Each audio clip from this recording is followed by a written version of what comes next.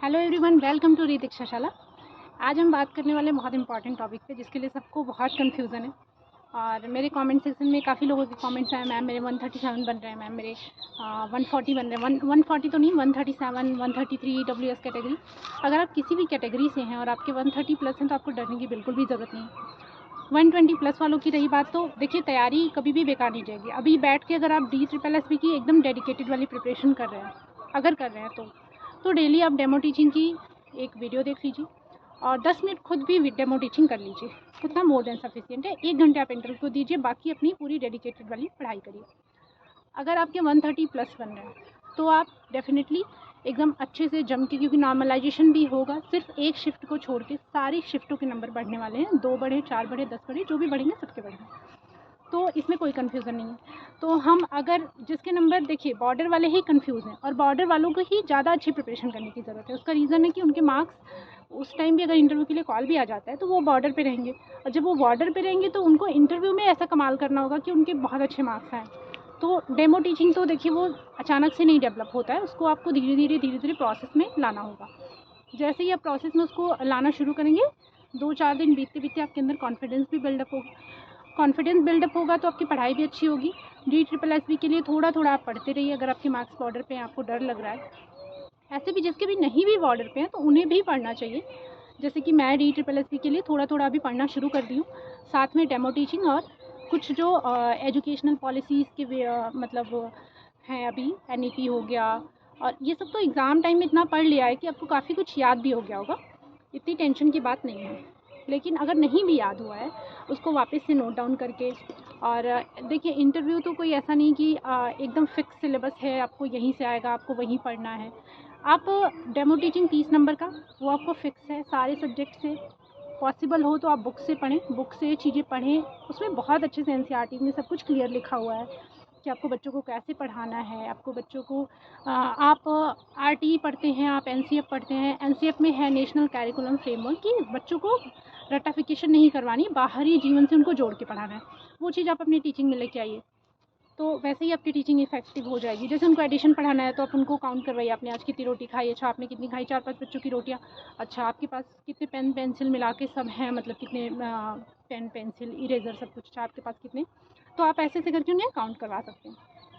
फिर वो ऐसे ही सब्सट्रैक्शन का प्रोसेस, तो आपको उन्हें डेली लाइफ से चीज़ें जोड़नी है, उनके घर से जोड़नी है, जिससे वो अटैच हो, उनकी क्यूरियोसिटी बढ़े कि अच्छा ये बता रही है मैम, मुझसे पूछ रही है मेरे पास कितने T-शर्ट हैं। तो वो खुद भी क्यूरियस बच्चे मतलब एक नन्हे वैज्ञानिक होते हैं। उन्हें उनके अंदर बहुत ज़्यादा जिज्ञासा होती है चीज़ों को सीखने की, चीज़ों को जानने की, क्या क्यों कैसे। 2-3 साल के बच्चे बहुत क्वेश्चन करते हैं, तो वो जब से मतलब छोटे होते हैं तभी से उनके अंदर बहुत जिज्ञासा होती है, वो गॉड गिफ्टेड होता है।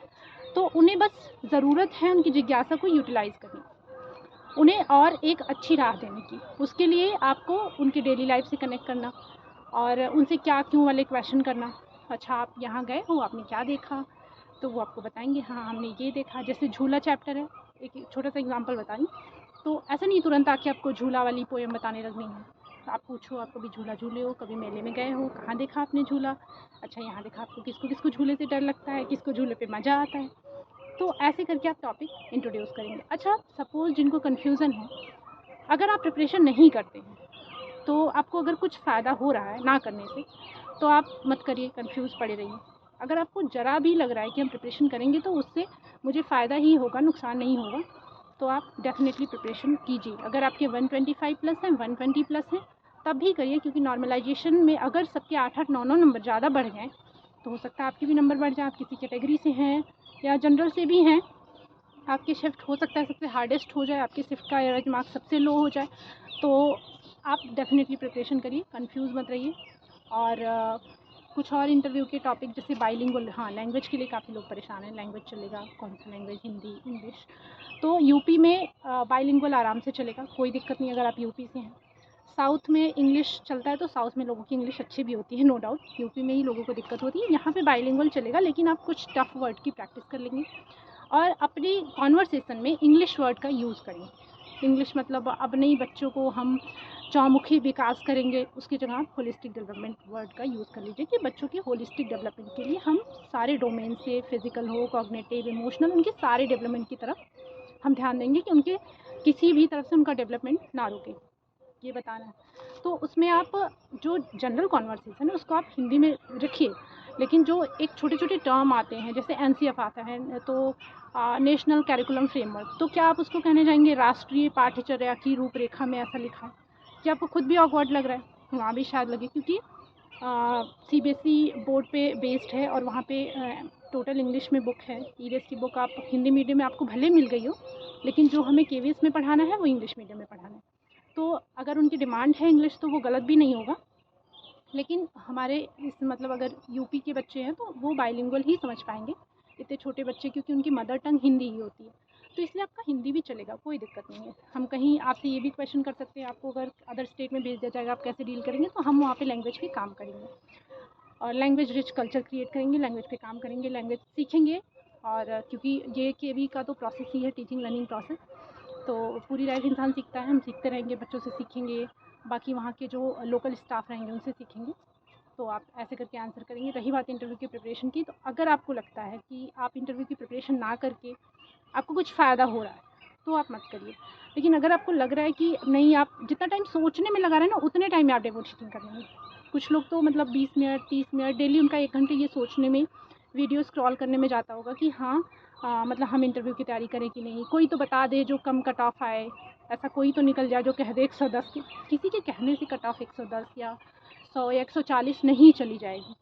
कट ऑफ तो कट ऑफ आने पे ही पता चलेगा, ये तो फैक्ट है। कितनी भी बड़ी कोचिंग हो सकता है, किसी किसी को बहुत ट्रस्ट होता है कि अच्छा हमने सचिन एकेडमी, वो सर एकदम सही बताते हैं या वो मैम एकदम सही बताती हैं, सब अपने हिसाब से सब सही बताते हैं, अपने हिसाब से आप भी प्रेडिक्ट करोगे सही करोगे।